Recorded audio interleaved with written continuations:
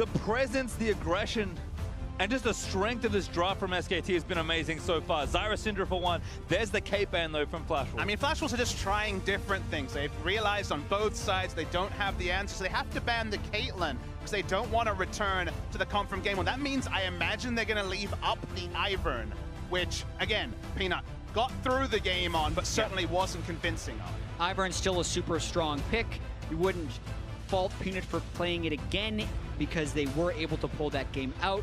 Very similar, I feel like, to what Flash was tried to ban last game.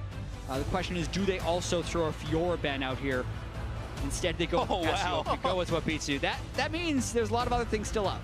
And the other interesting thing is, remember, both shielding supports and Ivern are up. So while Flash Wolves are not expected to go all in on Betty when it comes to a hyper carry, you definitely take away the karma to deny the two from SKT. And look, it looks like they'll just have to take the Ivern because of the potential of SKT. And the first two picks were exactly the same as in game one. In that game one, Karsa took Graves and Peanut took Ivern. So Flash Wolves trying to flip the script a little bit on that, but it is much different to support Bang, a 3-time world champion, or Betty, a player who's having his first split with the Flash Wolves. I mean, you're confident on Betty on Twitch, I say on Ashe, but certainly not the Twitch or the sort of champions that you're looking for to fit in, and the Twitch is going to be selected by SKT. I was going to say, our confidence in Twitch does rest very firmly with Bang, and SKT will take it quite early in this draft again, pairing it with the Lulu. Oh, he's going to flash it at least. We'll see if he wants to commit to locked in, I believe. A champion that did. That's it. Oh yeah, all right. We're good. Time for ban phase number 2. Maple has been spamming it in solo queue for sure, but we also have to keep in mind SKT can always play Nami and throw the Lulu in the mid lane. This is that's an exact composition they played in the LCK finals against KT Rolster, so that's always an ability that they have. It sounds like a pretty comfortable lane for Lucian, though, against the Lulu. So we've seen Faker kind of pick for comp and take the Orianna, thinking, okay, I'll get blue buff, I can just push and get out of lane, get solo killed, get pressured in the early game, and never get to that point. So I'm really curious for Faker to show us what the pick is against Lucian. I think everyone has a different opinion on a pick that could work. Say, for example, Fizz and go all in. There's many different ideas about what can work, but I want to know what Faker wants. Well, Fizz is banned, and Shen and Fiora will be banned by the Flash Wolves as well. I'm not going to lie to you, I just want to see him play LeBlanc. It's a possibility, right? Already disrespected Maple with the largest CS lead in MSI history. He's got a game to give if they really have to. Just show off. From memory, he hasn't played it on the international stage since the MSI final 2 years ago, where famously EDG had the exact tonic to end the undefeated record for Faker. So it is certainly possible, and you have to imagine that Maple's not chomping at the bits to play it 3 games in a row. Definitely not. The question now for Flash Wolves is, where does their top lane and marksman pick fall? They have so much shielding, they could play the Kog'Maw into the Twitch. It was unbanned for them. Or they could just build more tankiness around it. The Galio is a very powerful pick for them. Looks like it'll be a disengaged Galio, though, a defensive Galio rather than the diving Galio we saw for the Gigabyte Marines. So I feel like the reliability there may actually be up in the air. And remember, SKT have long-range artillery of their own. Might even be locking in another one to complement the Twitch. And there were a lot of top laners banned in the second phase. Fiora, Shen, and even Gragas by SKT, kind of almost baiting him into the Galio pick. But there's a Rumble, and Faker might just go back to the matchup he lost last time. Yeah. Watching the early game of the match against Team WE, Faker was so close to turning that around on Lucian, and then he got styled on by Xie's Lucian for the rest of the game, so he wants a do-over on that one. It could also be another one of those situations where SKT is now up 2-0, so they want to save whatever reveal they would have for the next game. When they're up, they pick Orianna against everything and just rely on Faker to be good. And I think that's kind of the logic that I'll follow, because I talked to a couple of mid laners at this tournament about where Orianna works, and they say, okay, level 7 with blue buff, you can push and leave, and it's fine. But the moment the blue buff goes away, the matchup once again becomes Struggle Street. This is a matchup where Maple could find a way to run over Faker just like Xie did. But it's just a very different context. 2 games down, getting styled upon so much in game 2. Maple needs to channel his reputation, channel all his resources to not allow himself to be taken down by Faker, because the Orianna pick does feel like a style pick. Well, it's not the LeBlanc I wanted, but again, Faker already lost on it. He's just going to say, you know what, you can have this, and if you win, maybe you get something else here. But Lucian Mid has only shown up once this tournament. It was kind of the big pick that we were expecting to see, and maybe a lot of different places.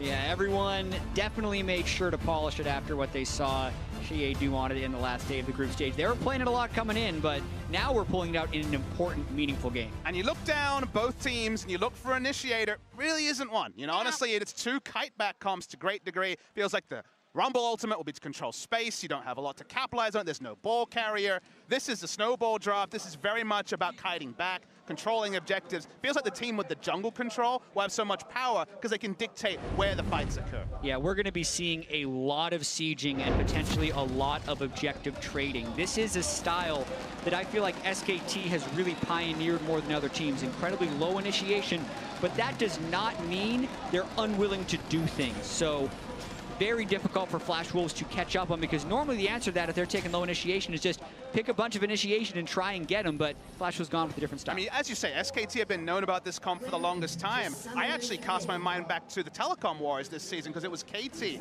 who were definitely going more this route at a time when more teams are going traditional tank top, teleport bot lane when the wave crashes, take turrets. KT definitely were following this sort of style, and it's interesting to see SKT bring back an old comp, put their own spin on it.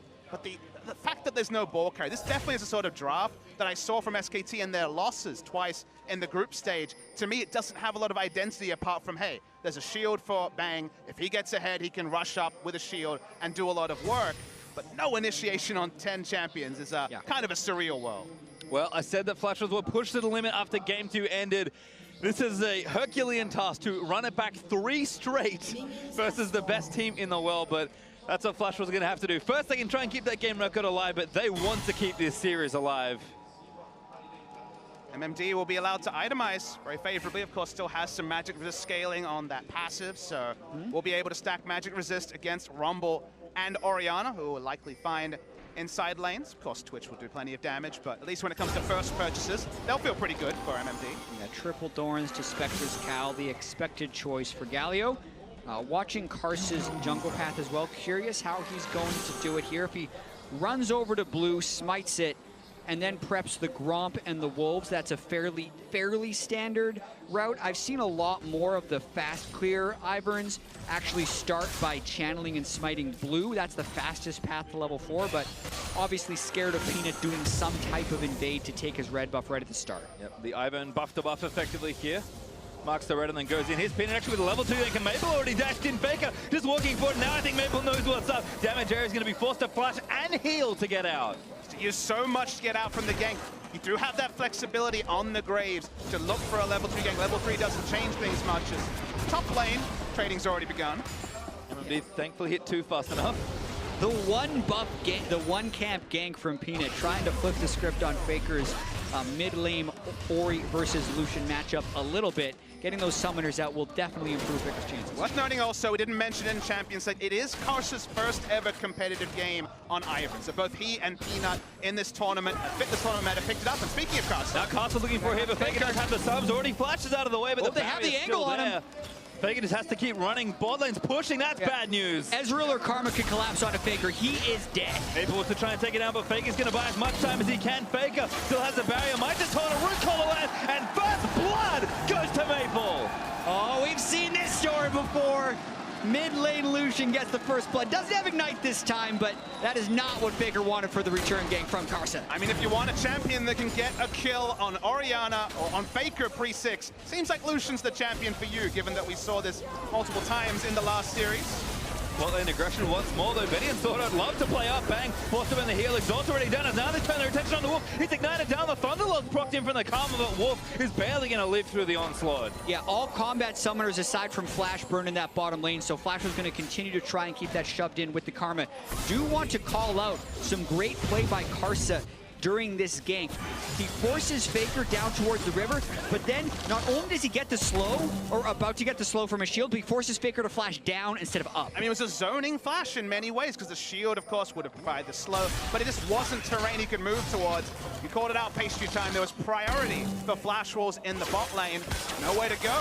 Very well reasoned play by the Flash Wolves in their first nice advantage, and you can see Faker's frustration. It was inevitable from the moment he couldn't go to his turret. And I really do feel like Orianna is not his preferred pick into the Lucian, but they're doing it again because they want to save something. It is a let's call it a gut feeling after watching enough SKT doing this, because we've seen he doesn't hold a natural edge over Lucian. We know the matchup. When he throws his ball out, Lucian can dash and avoid the damage, so it is a difficult thing he's picked himself into. But and picking for comp is kind of a weird thing to say when there's no ball carry. You could say picking for guaranteed wave pushing, yes, absolutely. But given they've been playing this skirmish style and they really can't force much, I tend to agree with you, Jack. It feels like that's the only zero-sum explanation. Maybe we need an interview with Faker and get him to clarify it after the tournament. Andre will give away his secrets. He is quite the magician after all. MMD TPing back to that top side, though. Huni burns down the wave and will likely match and rejoin the wave. Tier also up for Betty, so that's kind of first early items coming out. But once again, Flash was off to an early, but a very slim lead.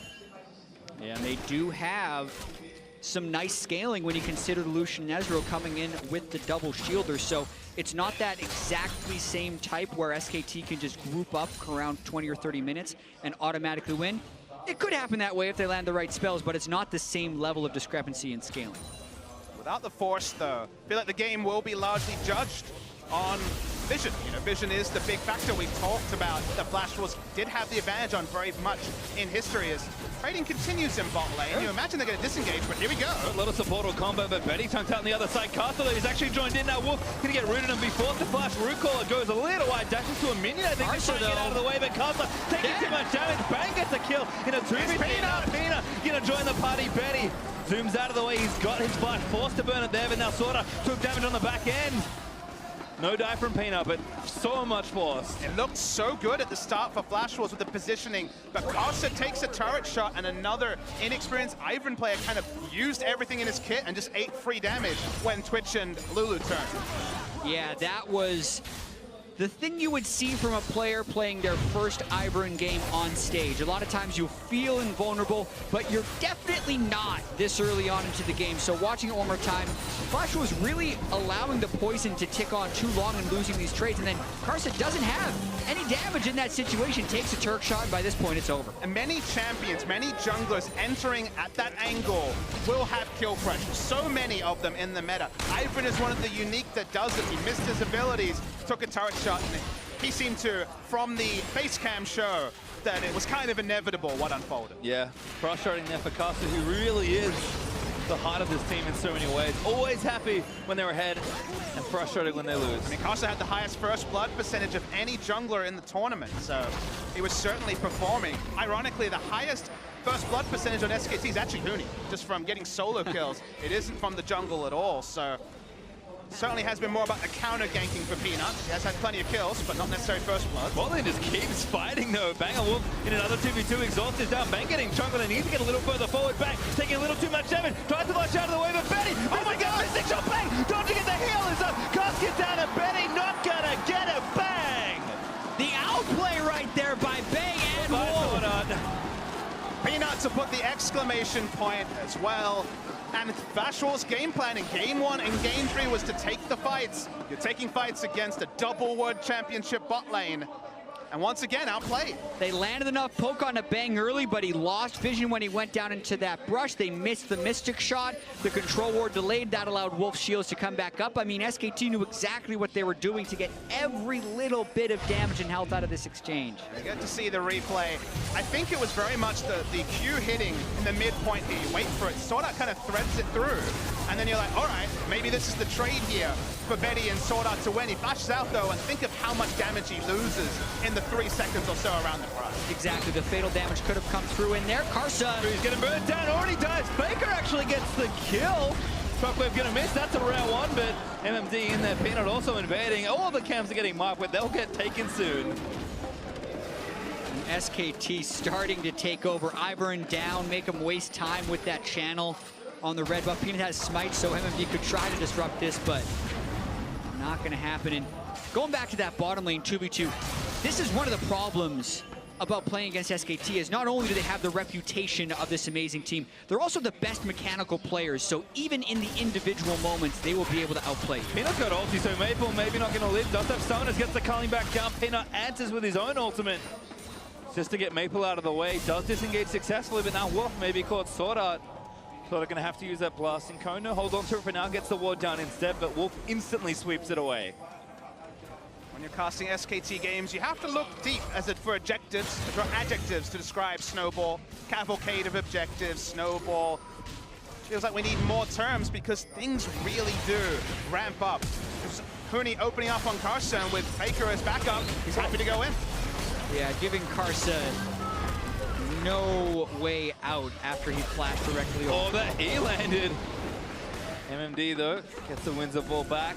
Peanut's also up here. You have to think something's going wrong. MMD might not have the luxury of getting out in time, but he moves away from the turret. Gonna try and get one more wave, and SKT did actually pull away. The MMD will live this time. Yeah, and even with triple Dorans, though, getting pushed out of the lane, that's one of Galio's stronger points on the map. And even with that mid lane first blood coming through, that's about all that has happened. Now Karsa getting jumped on. Bang, another ambush started up. Rucol is gonna land for the stun. Moody though, TP'd around for a kill. Bang's gonna get another one. This is just SKT adding insult to injury right there. He got in there. You're wondering, where did he come from? It was clearly the teleport, but Bang disappearing from bottom because they've been able to push that up.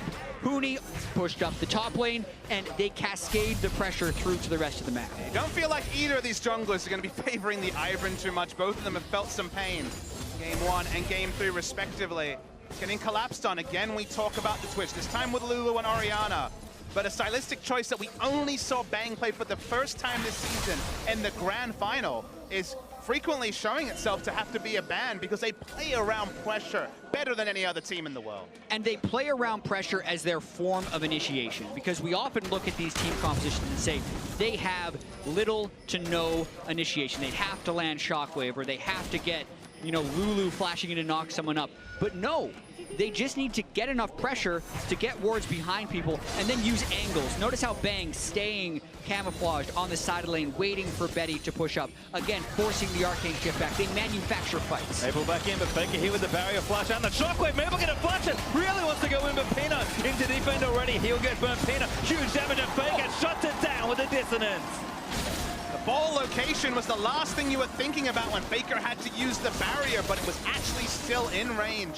Snapped it over to Maple, and the all-ins that were working for Chia suddenly are not working for Flashball. Just awesome Orianna play, I feel like, from Faker, because so often you just want to shield yourself in those situations and the ball goes so far away from the fight. But Faker managed to get it behind Maple and just leave it there, totally surprising him for that final kill. Can't wait to see it in the replay. Credit to Peanut for another great counter gank as well, but you can kind of see the difference between an Orianna that's now ahead and a Graves forcing against a Lucian mid and an Ivern. This is kind of that point where it gets rough in the matchup. And you see the all-in, you're like, okay, this worked really well for Shea. What's going to happen? What's out the ult? Notice that he uses barrier and not command protect. He just walks back into range and uses W, Thunderlord's proc. He could have used command protect at any point. Yeah.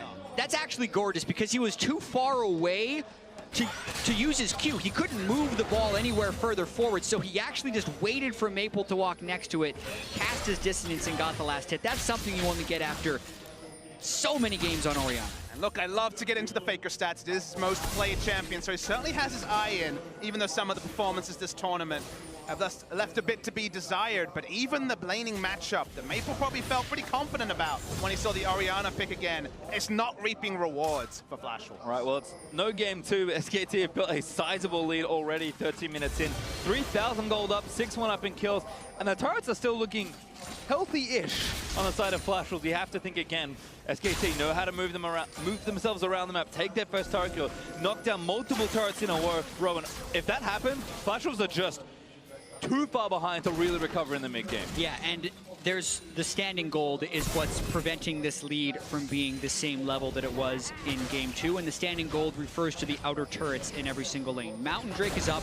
The pressure has been acquired by SKT right there. They have the deep vision into Flashwolf's jungle, and they can get that Mountain Drake and then potentially push up for those turrets.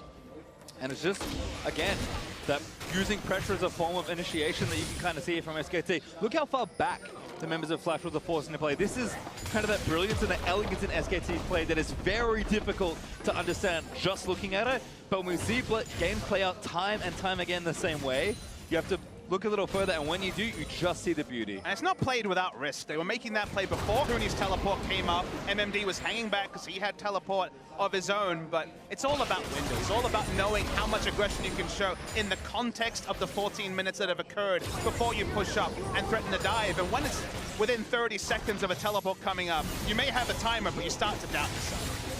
Yeah, and even now when they have full control ward vision of the river, they're not immediately going over to Drake. They're hoping to just keep chipping away on that bottom side, waiting for Flash Wolves to overcommit. They could also be waiting for their soul lanes to hit level 11 because they hit such tremendous power spikes when compared to what the Galio and Lucian hit at level 12. Flashes forward, Wild in there. Goodbye, Maple. There's your initiation, Jet. Hey, we talked about getting next to someone in Lulu Wall. I think that's one way. Oh my goodness. He smelled blood. You know, he had the Ivern game. He's working out his frustrations, flashing into melee range of an Orianna. I think Bang's going to turn it maybe back around. Shield the good, the redemption down to his caster, actually. That was his redemption that maybe got it done, but another flash from Bang. Betty desperately trying to finalize the kill, but no case will be closed today. Bang will escape with his gold, and there's Faker. First turret gold solo. Well, we said Orianna was probably not his preferred pick against Lucian. You never know. You could be fooled with his performance in this game after giving up first blood and the help of his team really putting Maple down in that mid lane. I mean, you understand the theory behind why he's picking it. You can question it based on theory. You can speak to other mid laners, but I think this is the don't try this at home sign that goes up. You see the Lucian mid lane and solo queue. I'm not sure Orianna is the tonic, but if played well and with the windows you do have when you have blue buff, when you hit level 9, the matchup can swing. And that's one of the things about Faker, is he changes the rules of the game a lot of the time. I mean, Peanut did some changing here too. Yeah, that was just unfair feeling. Faker might have gotten an assist right there. So. But just thinking about the game 2, where he picked Cassiopeia into the Blanc. LeBlanc is pretty much the most banned champion coming in here. When people prepare the counter picks, they're thinking, okay, I can play maybe Ryze against it sometimes, or I pick a big shielding champion. And Faker, unlike any other player that we've seen in Pro, pulls out the Cassiopeia against it and absolutely dominates, something that no one else could do. We've seen so much LeBlanc in this tournament, no Cassiopeia. Again, I mentioned we saw some in Korea, but it wasn't played like that. There was no level 1 dominance, proxying waves at level 1. Faker, again, innovates on champions that we think are already solved and on matchups that on paper, that if you took a panel of analysts, there would not be any consensus that he's making the percentage play, but percentages don't matter when you're Faker. All right, here's that pressure starting him out from SKT. Turret gonna fall, needs a few more shots. Wolf thinks better of tanking yet another turret shot. He learned from Betty. Huni might TP in behind if that turns into a fight in the bottom side. He was waiting for quite some time, but it took too long to set up that play, so now he's just gonna run back to lane. Faker again, 2 levels up on Maple at this stage. Level 13 is a real good spot for Orianna. Faker's about to hit it soon, and he still has blue buff. I mean, it's 5,000 gold up now for SKT. It's going to be 6 soon as this turret falls in the bottom side. And it's strange to watch them play sometimes. It doesn't always look like much, but somehow they're ridiculously far ahead. Bang again onto Betty, getting aggressive. Venom cast goes in. Pick's helping out. Redemption might have been enough to save him. Not in range for the Contaminate, so Betty lives this time. Bang back on there, but he's frontlining with the wild growth on him. As Bang bursts the ultimate Maple though. Oh, the calling. He's not going to get... Oh, not going to get blocked as Wolf takes a lot of damage on the other side. Bang, looking to get sniper. Betty does take out Wolf now. Bang going down. Flash roll. Signs of life, finally. All the time, a Rumble is pushing, but that's a play that at least gets some confidence into the Flash rolls. This time, Bang doesn't have summoners up. He used them for the baits in the previous trade. Peanut. In and at it again. Looking to try and make himself the MVP. Zeus fall with the help of Faker. Ultimate at the ready. Maple burns his heel to escape. Peanut is a merciful god today. This game heating up though. MD trying to teleport in behind Faker and Peanut. They didn't see it, so the Galio will come as a surprise. Caster and Maple burning damage onto the tower, but here's MMD, flashed on, finds 2. There's the Justice plus knocks up Peanut, great hold up from Huni. Galio also back on the Caster to protect him. Huni, just too much pressure on his own. Yeah, MMD didn't have any more initiation. The ult onto Caster allowed him to tank the equalizer for the longest time, so actually, even though Comical was the right move, here's Huni though. Anything you can do, I can do better. Huni aggressive TP down towards Betty. Got Wolf behind him as well. Betty already going to get taken down. Elan's over the top, and Wolf going to get himself a kill in the game. Betty turned into a critter. Betty autos the trinket, and Wolf. That was like one of those games where you're behind a counter and trying to chase someone, but unfortunately, for Betty, he couldn't play that Arcane Shift game with Huni since Wolf was the second player who came and just corralled him. Feels bad, man. That's all I have to say. Feels bad to be Betty. There were no good directions to go. Even the cheeky harpoon over the rift to allow Wolf to pick up the kill that much faster. They'll turn onto the Drake that they've just abandoned this whole game. Yeah, it's actually kind of a sight to see for SKT, who have been just on every Drake like it's their job, but Peanut finally going to pick one up. SKT having a little too much time in their lanes. Maybe, you know, we don't need this right now. We'll take it when the lanes stop winning, and they've been winning for the last 20 minutes or so in this one. I mean, SKT, 2 items on almost every carry. Consistent pressure in all these lanes, and the gold league growing to almost 7,500 gold. I mean, Huni is out pressuring MMZ, and Ivern's going to come up, but Caster, he's this aggressive player that's the heart of the flash rules. What can he really do on Ivern in this spot? Yeah, they don't have that much damage. It would be very dangerous to gank Huni in that situation, but if there is a player that you have a higher chance of killing on SKT, you actually usually think it's Huni because he has such a low jungle proximity percentage. Peanut's usually not next to him, but when you do that, the rest of SKT knows exactly how to play around it. Bang at it again. Maple gonna get ulted up as Bang just turns it on. Damage is more than enough. Submarine plays have begun. Don't even need a Shen. Just the Orianna ball enough to launch him into range onto the Lucian. And the thing you have to take away from this game is that also, because the comps are pretty similar, the gold lead means even more. There's no real tools extra in the Flash Wars comp to take out SKTs. There's so little initiation. Speaking of initiation, Two-man shockwave, Huni flashes over. Walker at the top of it, then it's going to go straight forward. Huni does go down in the struggle. For the tower, they will get MMD flashes forward, looking for a follow-up, but has to get out pretty quickly. Bang actually out of mana in that fight, so couldn't really use any spells despite Huni's exuberance to go for that fight. Exuberance, that's a good one.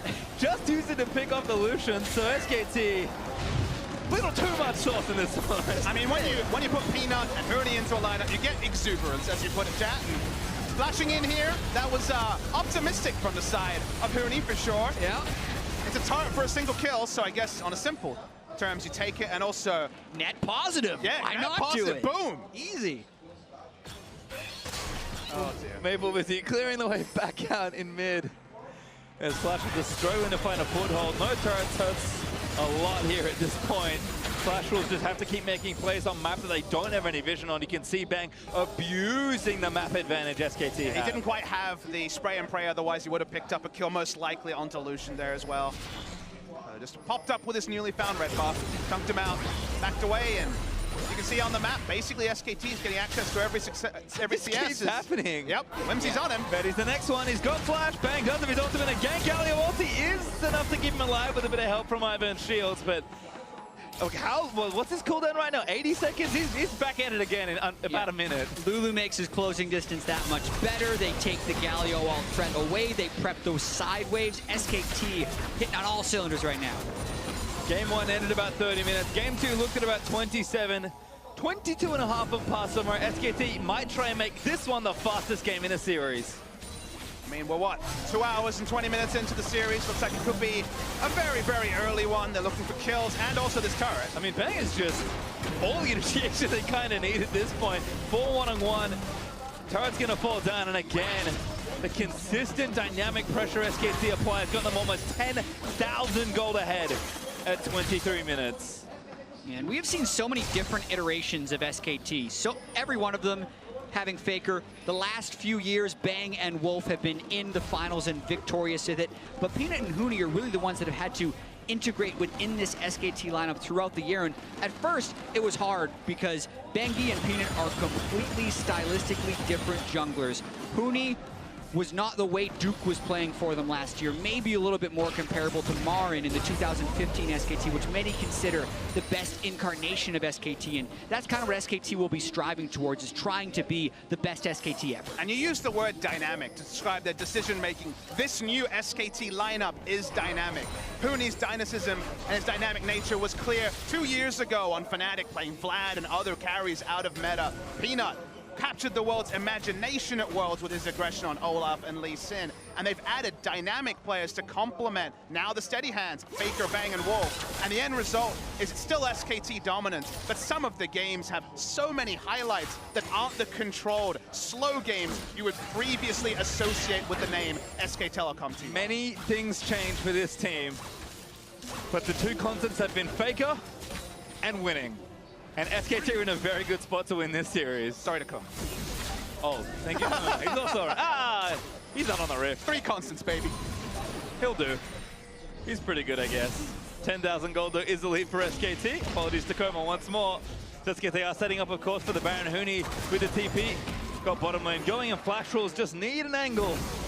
Coma holds grudges too. He's coming for you now. Oh, no. You didn't list him in the conscience. We'll see. Well, Bang turning on to MMD, which is a rare sight as the support and bot lane are trying to solo a tank. Casa redeems back up.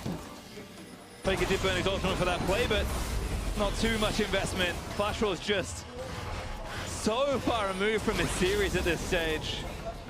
And SKT don't even need the objective. They can wait. They got an Ocean Dragon 25 if they really want it, but they might try and make this one a quick one. Yeah, and team composition-wise, while they did pick things that can scale, they don't necessarily have a good fallback pattern, which is what we'd like to talk about a lot. When you get pushed in as a team composition with incredibly low initiation, there's not many ways you pull yourself back into the game. You can't sneak in and get picks with your low CC composition. You can't 5v5 team fight because the other team is just doing more damage than you. So. And you can't also ward both objectives. So, okay, they do force themselves out of base long enough to put some wards onto Baron, but then that means that the Drake is free. It's only an Ocean of 25 minutes, which won't be a massive factor. But basically, the fallback pattern for SKT is keep pushing until you're like, wait, those wards have to have timed out by now. The blue trinket's on cooldown, and then the Baron is basically a free objective. As we get some confirmation that not many free objectives, no free lunches against SKT. No free anything for the most part. As Bang, oh, he's at it again. Again, just sticking in the mid lane, playing aggressive, happy to turn on even the tankiest member of Flash. What is he respecting? There isn't initiation. There's no Ash Arrow. There's no Malzahar ultimate. We saw this in the grand final of the LCK. Once he got a QSS against Malzahar and he was walking up to 2 damage dealers being like, well, I got some sick items over here. What you gonna do? He doesn't have to respect anything on the side of Flash. Asa, Shockwave back in his Maple, though maybe gonna try and turn it back. Barriers up for Faker, does have his flash, barely missed the ultimate Maple. Flashed in with the Wild Growth, gonna save him. Wolf there for his team. Wolf in the clutch, and here's Bang! Oh, now Bang gonna play the counter situation, almost gets one down, opens up on a Sword Art, but Sword Art stays safe. Bang, though, holds onto his ultimate, and Huni has got the wave all the way to the inhib turret. The time for Baron is coming very soon for SK Telecom. Yeah, and Bang is also just hoping for that final item power spike. He's about 400 gold away from Infinity Edge. Once he gets that, I really feel like that's when SKT will turn the corner on this game. We've seen them pick up their first Baron and end the game within 3 minutes in their last 2 matches. I don't see why this game would be any different. I mean, Betty can't be standing up. He's got no other choices. Flash contaminate from Bang. Hoping for something there. Well, that was pretty bad. Optimistic isn't the right word. That was just bad. There was no way. With through heal, he would get the kill unless Betty just forgot to heal. Which has happened in the past. So. Okay. Well, I mean, betting on players forgetting to heal. Yeah, it's not an SKT style. Well, they'll just take the Baron instead. They got more than enough damage for this on Casa with a smite. Might make it happen. It's already too late, though. Polymorph just for good measure. And SKT up 10,000 plus gold with a Baron. I've seen this before. Yeah. The game ends within the Baron. Start the timer. Game 2 ended with 2 minutes left on the Baron buff. Game 1 ended with a minute left on the Baron buff. They're getting the Infinity Edge on Bang at just the right time and expect a powerful push. Faker doesn't have an ultimate for a little while longer. An uncharacteristic Shockwave miss, but it is really the tiniest of edges that Flash Wolves can gain, and it's not even going to last that much longer. 3 minutes and ticking now for SKT. How much longer will this game go on? And it does feel like a Shockwave missing buys you time. You know, that's really all you get is you get a cooldown that will come up in 40 seconds. There's no counter pushing, there's no seesaw. It doesn't open up team fighting because they don't have engage. As you say, the smallest of victories as well. Bang's certainly hunting. One of the nice things about having such a carry-centric comp is that when you're ahead, you just surge ahead violently and can know that even in situations where you shouldn't be able to do stuff, you can still just outplay with all the damage you have. And if Flash Wolves had this sort of lead. The game, honestly, will be pretty similar. Sure, SKT is a little bit more trying to get camps and other things against the flow of the game. But with SKT ahead, there's our Nexus turret. Sorry, inhibitor turret. Bold ultimate from Betty. Being immobile for a second with Faker right there, but they have to clear the waves. Have to do something. Shockwave gonna threaten. MMD gonna look for a taunt. Gets 3 people. Fable gonna turn it back around. Faker low, but he doesn't go down yet with the shields. MMD ulti's back on the Maple, but the Shockwave's gonna seal MMD's fate. Hooney diving into the backline, trying to take a Carter, and Pino grabs a double there with Maple going down. SKT gonna look to end it all. That's both solo laners down for Flash Wolves. We talked about that timer. They're right on time. Timer looking good so far, and SKT gonna look for this first Nexus turret. Second in a fall pretty soon here as they TB back in with Hooney. Daisy mounting his back over top, and the swell of pressure has built into a wave that looks, the force of which looks to clear Flash Wolves straight into. They will sweep the Flash Wolves, they will defend their MSI championship, and they will do what they have always done, achieve victory. And also removing any doubt of someone maybe having an edge sometimes on SKT, because Flash Wolves were 4-2 against them coming into this. Some people were whispering, oh, maybe Flash Wolves is SKT's kryptonite. No, they are not they are not the kryptonite for SKT here. Total dominance in a 3-0. David versus Goliath is so often the case when you take to the Rift against SK Telecom T1, and it feels like every tournament, every LCK match day, you need to anoint a new David because Goliath keeps rolling through every contender. Now only the Afrika Freaks, a team that obviously has never gone to an international event, holds a positive win rate against SKT. They're +2, and guess what? LCK Summer's coming soon. They can turn that around as well. And every international tournament inevitably turns into SKT versus the field. Everyone has their best shot at SKT, and time again, they seem to come up short. That one MSI back in 2015, the last time we have seen them losing here internationally, and they move on to the finals in style.